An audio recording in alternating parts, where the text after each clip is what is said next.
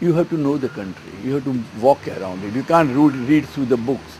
You have to length and the breadth of the country. You should walk. You should observe the people. You should observe the way people sit, way the tree grows, way the animals moves.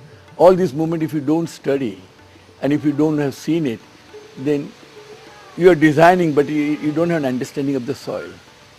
We design requirements and not the environment. Because we get a brief, because every designer works on a brief. But he doesn't say, okay, I work on an idea and then I meet the brief between the new ideas. Then perhaps there is every possibility that you can change. Every day of his life until the last, Dashrath would draw in the morning. The way a singer would do his riyaz, Dashrath would draw to check his inner balance. He described his drawings by saying that my line is a dot that goes for a walk, and each line determines the distance and location of the next one until a relationship is built up within the lines themselves. That ultimately constitutes my drawing.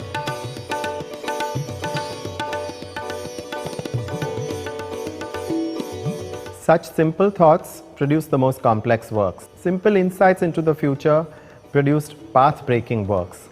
His understanding of art, design, photography, and their interrelationships was expressed in simple terms of light, form, anticipation, connectivity, and experience. The form does not exist without shadow. Unfortunately, people don't recognize the shadow because they say shadow has no color. The form has color. But the most abstractions which you are searching in different aspects of art or form, I think the shadow casts much greater creativity because the form is static. If you take a leaf, if you take a ceramics, if you take anything, fruits, when you see the form, it never moves. Once its form is formulated, then I feel personally that the form does not have direct relationship with the light moving.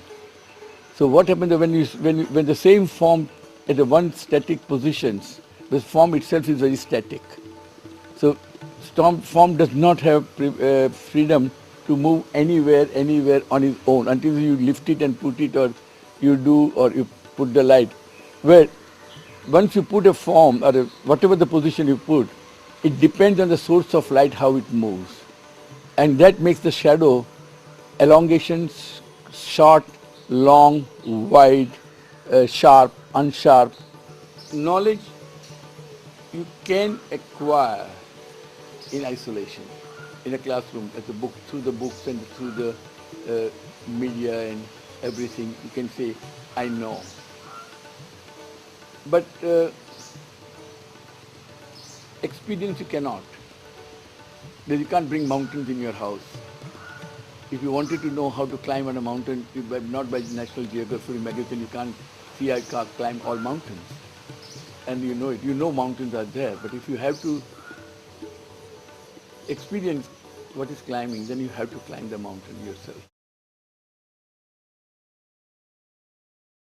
And I have a very clear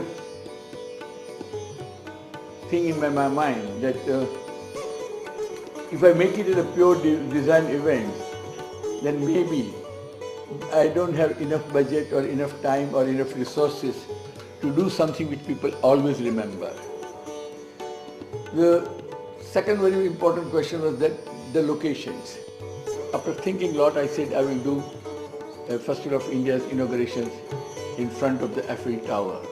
This discussion was going on and Mr. Gandhi was there, Prime Minister was there, and then almost the decision has been finalized that I can do that, and she was assassinated. And when she was assassinated, I thought, okay, the job is not on. And I was sitting quietly, and after a month I got a letter from the government again, when Rajiv Gandhi taken it over, that the dream of my mother to do festivals of France, Russia, they all are on.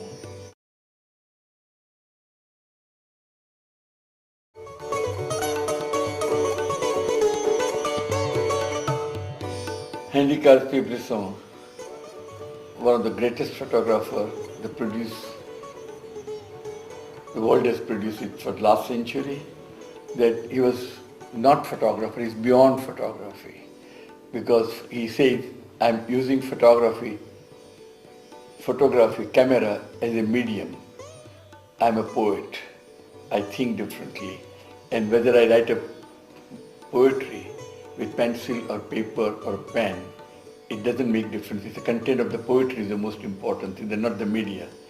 So as a photographer, the camera is a media for me. And it's not the end of the tool. I like to record it how I met him first time. I didn't know him at all. I didn't know who is he. He's just hanging a small camera like a M3. No camera bag, nothing. Just walks in and he walks, you see, then he come to me and he said, the way you look at and way you see is interest me. The painting, because I was painting like an impressionist in those days and not abstract. So there's a way you choose your angles and see the streets and landscape which interest me.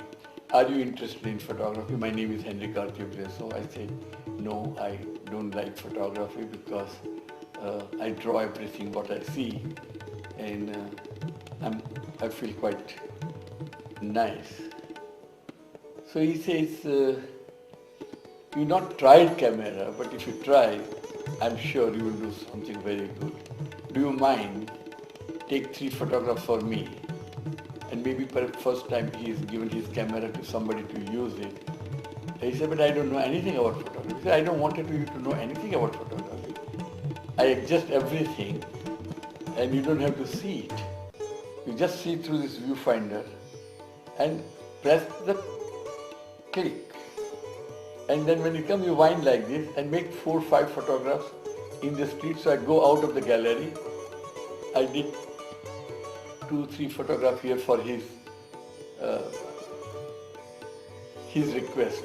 Because I was not know who is he. I didn't know whether I want to do photography or not. And after a week, I got a very nice invitation. Would you like to come to my house? So I've been there. And very interesting thing which he says, he suddenly put a lot of photographs on the table, print, 10 inch by 12 inch, and he said, would you like to see my work in this? And I was seeing, and then he said, putting, and I was seeing, and then I didn't know, I don't remember, because after 15 days I was not known, because when he says his photographs, I can't say, even dream that whether he's mixed up my 3-4 photographs inside or not. And I said, what do you think? I said, it's nice. Then he picked up my photograph. He said, what do you think of this? I said, it's a good picture. Where have you taken it? I asked him question. He said, and he smiled and take another photograph. He showed, what do you think? I said, nicely done. Somebody very carefully framed and did the buildings in the street. Then he said, let me frank about it. It's your photograph, which you think is good. Why don't you do photography?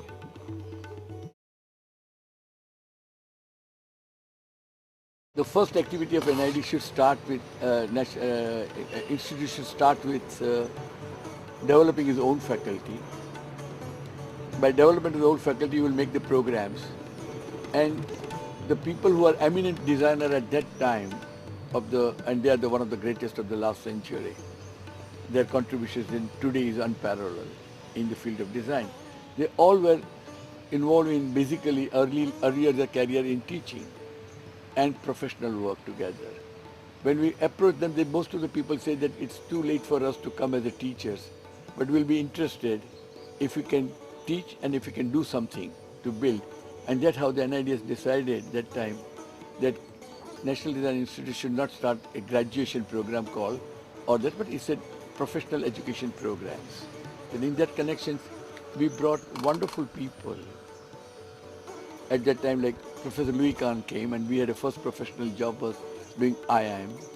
Then we got Charles Eames, who came with his team to teach exhibition design, and then we had exhibition design programs. Then we got Arvind Hoffman, who is the head of the Basel School. He came and under his guidance we started a graphic program. Then we asked industrial design program we call from Brown, Grujlo and Reichel is the engineer.